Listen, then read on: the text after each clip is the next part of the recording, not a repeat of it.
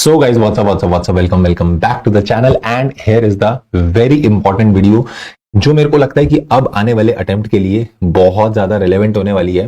Because अभी हमने जब सितंबर अटेम्प्ट में एग्जाम देखा लॉ का, तो सर जिन बच्चों ने वो पेपर दिया था, जो आपके फ्रेंड्स हैं जिन्होंने वो एग्जाम अपीयर किया था, वो आपको बता पाएंगे कि उस समय क्या मेंटल ट्रॉमा था एग्जाम हॉल के अंदर बैठ के, कि कैसा एग्जाम आया है, इतना डिफिकल्ट एग्जाम आया है। मतलब बुकलेट दे दी, एमसीक्यू इतने लंबे लंबे दिए हुए हैं, ठीक है, डिस्क्रिप्टिव क्वेश्चंस इतने बड़े बड़े दिए हुए हैं। तो उस समय जो प्रेशर क्रिएट हुआ एकदम दिमाग पे और समझ ही नहीं आया पेपर को अटेम्प्ट कैसे करना है। कुछ बच्चे ऐसे भी रहे जो शायद बेटर कर सकते थे, बट माइट भी उन्होंने भी बेटर नहीं किया बिकॉज वो प्रेशर इतना क्रिएट हो गया और ऐसा हम पैनिक कर गए कि दिस पेपर इज टोटली, मतलब एक तो वो पेपर टोटली टफ था ही था, वो और इतना ज्यादा टफेस्ट बन गया that we were not even able to handle it.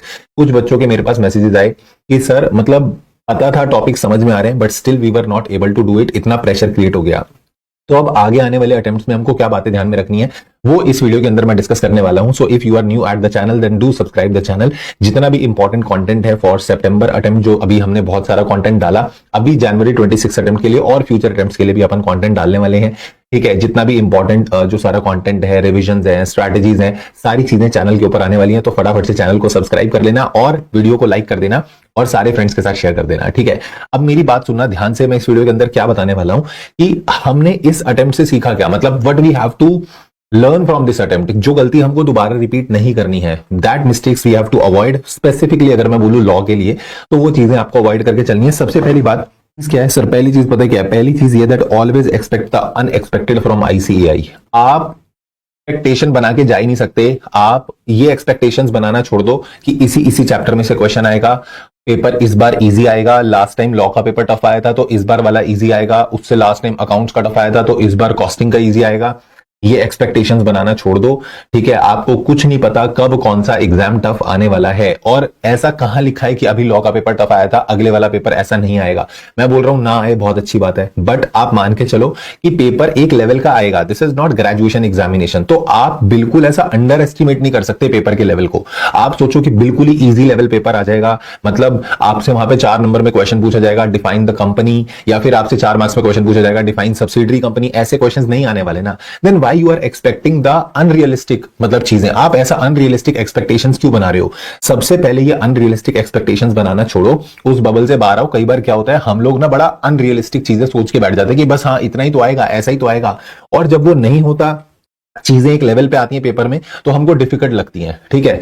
कई बार ऐसा भी होता है कोई टॉपिक एक्चुअल में डिफिकल्ट नहीं होता, बट हम सोच के बैठे थे ये तो आएगा ही नहीं, और फिर वो पेपर के अंदर हमको दिख जाता है और फिर वो हमको लगता है कि पेपर टफ आ गया। पेपर टफ नहीं आया, हमने चीजें छोड़ के रखी थी जो हम अपनी तरफ से एक्सपेक्टेशंस बना के बैठे थे कि ये पेपर में नहीं आने वाला, और हम पेपर में पढ़ के भी नहीं गए वो, और फिर वो हमको पेपर में देखने को मिला। तो please do not expect any unrealistic thing. कोई अनरियलिस्टिक चीजें आप एक्सपेक्ट मत करो। ये मत सोचो ये इजी आने वाला है, ये नहीं आने वाला है। आपको पूरा पूरा अच्छे से प्रिपेयर करना पड़ेगा। सेकेंड थिंग, सर क्या हम सिलेक्टिव स्टडी कर सकते हैं? Absolutely no. ये वाले अटेम्प्ट के बाद तो मैं बोलूंगा भैया हाथ जोड़ लो, सिलेक्टिव स्टडी मत करके जाना। लास्ट के 2 अटेम्प्ट गूगली मार चुका है आईसीएआई। जब मे अटेम्प्ट हुआ था, बच्चे पढ़ पढ़ के गए share capital and debentures, general meeting. Paper में क्या देखने को मिला? चार्जेस। पेपर में देखने को मिला डिपॉजिट्स। तो जिन चैप्टर्स को आप बिल्कुल रेलेवेंस, मतलब उसकी रेलेवेंस ही नहीं है तुम्हारी नजरों में, तुम ऐसा सोच रहे हो ये तो इंपॉर्टेंट ही नहीं है, तुमको ऐसा लगता है चार्जेस थोड़ी पूछेंगे, चार्जेस के क्वेश्चन पूछ लिए उन्होंने। तुमको लगता है डिपॉजिट्स के क्वेश्चन थोड़ी पूछेंगे, डिपॉजिट्स के क्वेश्चन पूछ लिए उन्होंने। Please don't think this in your mind कि मैं ये चैप्टर्स कर लूं। सिलेक्टिव स्टडी तुमको ले डूबेगी, मैं बता रहा हूं। ये सिलेक्टिव स्टडी नहीं होती है, आप गलत कर रहे हो। You have to do the comprehensive study. गांठ बांध लो इस बात को कि मुझे कॉम्प्रिहेंसिव स्टडी करनी है, मुझे हर एक पॉइंट पढ़ना है। If you expect from the teacher that module में जो चीज लिखी है वो आपको पढ़ाएं, तो आपको जब उन्होंने पढ़ा दी, उनका काम हो गया पढ़ा के, उन्होंने पूरा मॉड्यूल कवर करा के दिया। आपने जहां से भी क्लास ली, मैं शायद ये अश्योर करता हूं कि हर टीचर अपना बेस्ट दे रहा है और हर किसी टीचर ने आपको 100% पढ़ाया होगा। बाद में आप उसको कट शॉर्ट क्यों करते हो? आप अपनी मर्जी से क्यों ऐसी चीजें काट देते हो कि यार ये वाला टॉपिक छोड़, ये वाला टॉपिक छोड़? क्यों छोड़?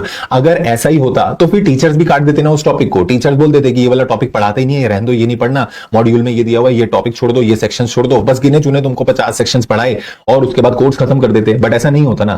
तो आप अपनी मर्जी से क्यों उस टॉपिक को छोड़ के जा रहे हो? आपको नहीं छोड़ना है। डू कॉम्प्रिहेंसिव स्टडी, आपको 100% पढ़ के जाना पड़ेगा। कोई इक्का दुक्का टॉपिक चलो मेरे को समझ में आता है कि लास्ट मोमेंट पे जाके रिवाइज नहीं हो पाया, दिमाग में नहीं आया, बात समझ में आ गई, चलो ठीक है उसको छोड़ दिया, एक अलग बात है। बट आप फ्रॉम द डे वन जब आप रिवीजन करने बैठते हो, आप पहले ही चीजों को साइडलाइन कर देते हो।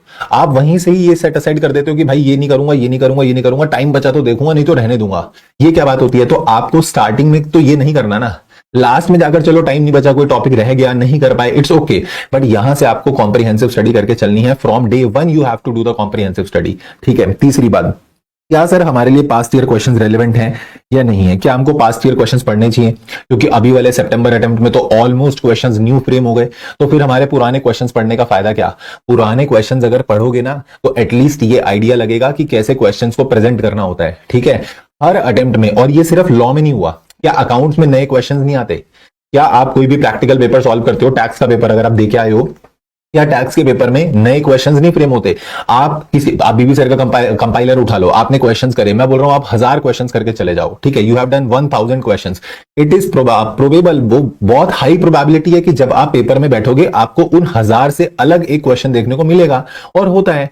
बट एटलीस्ट उसको कर पाते हो ना, क्योंकि आपने 1000 क्वेश्चन कर रखे हैं। बट अगर आप क्वेश्चन करके ही नहीं जाओगे और सोचो कि हम वहीं पर जाकर एक्सपेरिमेंट मारेंगे, तो ये सबसे बड़ी बेवकूफी है आपको। ठीक है, मैं ये चीज मान गया कि नए क्वेश्चन फ्रेम हो गए सर, तो हम क्या करेंगे? तो नए क्वेश्चंस फ्रेम होंगे, यही प्रिज्यूम करके जाओ।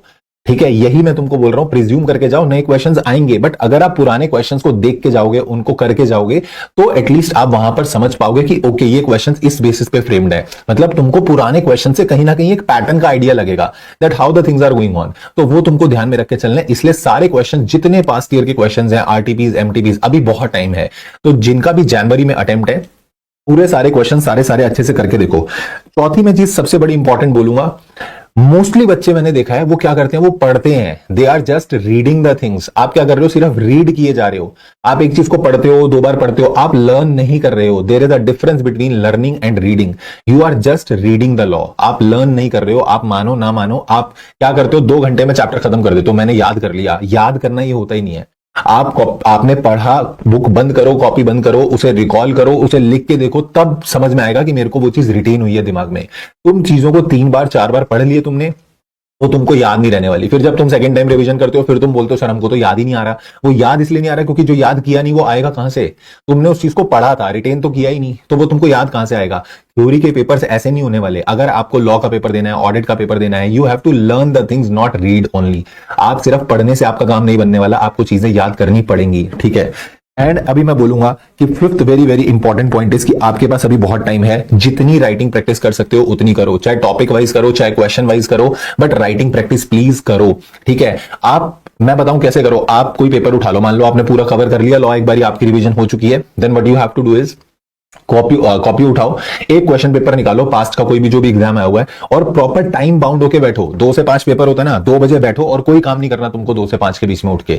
2 बजे एग्जैक्ट बैठो, 5 बजे उठूंगा, पूरा पेपर करके देखूंगा मेरे से टाइम में हो पा रहा है नहीं हो पा रहा। तुमको आइडिया लगेगा, तुमको टाइम कितना लग रहा है, कितना लेंदी लग रहा है पेपर, लिख पा रहे हो नहीं लिख पा रहे, ये सारी चीजें अभी असेस करनी पड़ेंगी, वरना पेपर में बेकार हो जाएगा सब कुछ। तो अभी बहुत टाइम है, जितनी राइटिंग प्रैक्टिस कर सकते हो उतनी करो। आंसर्स को लिख के देखो, क्वेश्चन वाइज मैं बोल रहा हूं, आंसर्स लिख के देखो, टॉपिक्स याद कर रहे हो लिख के देखो, उन्हें वो याद होंगे। These are the very important things you have to follow for your coming attempt. मैं बोल रहा हूं ये 4-5 चीजें अच्छे से फॉलो करोगे ना, you will see a difference in your preparation in law. Paper कितना भी टफेस्ट आएगा, at least you will be able to handle it, और बहुत अच्छे से हैंडल कर पाओगे अगर इन चीजों को फॉलो करोगे। ठीक है, ठीक है सर। सो वीडियो अगर अच्छी लगी हो तो प्लीज लाइक कर देना। And yes, I am going to upload the planner for law का प्लानर भी 1-2 दिन में डालने वाला हूं। कंप्लीट 8 to 10 डेज का रिवीजन प्लानर होगा, जिसके अंदर पूरे डेली डे वाइज मैं प्लान करके दूंगा कि कितने दिन में किस दिन में कौन से घंटे में कितने घंटे में आपको कौन सा चैप्टर कवर करना है, उसके क्वेश्चंस कितनी देर में हो जाएंगे, पूरा प्लानर मैं तुमको बना के दूंगा। उसकी वीडियो नेक्स्ट आने वाली है। ठीक है। और जो भी चीज तुमको रहे कि सर हमको इस चीज पे थोड़ा गाइड करो या ये चीज पे वीडियो बना दो, तो प्लीज कमेंट के अंदर जरूर लिख के जाना। और जो भी आपने इस वीडियो से सीखा, definitely you are going to follow it, तो कमेंट में जरूर लिख के जाना, yes sir I will follow it and I will clear the attempt in January 26। Right sir. चलो, so see you all, this is all for today, thank you so much, take care, bye bye, and keep working very very hard as someone somewhere is waiting for your success. Thank you so much, take care, tata, bye bye.